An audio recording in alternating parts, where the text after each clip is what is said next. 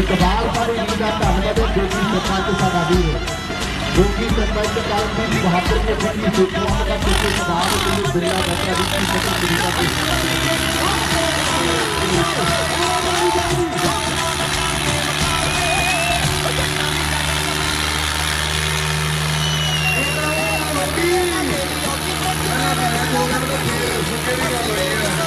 क्योंकि हजे कुछ भी हो सकता है कि हजे तक गोपी मोदी गल पे गोपी फिर तराम फिर नोट फिर भी गल छेड़नी है।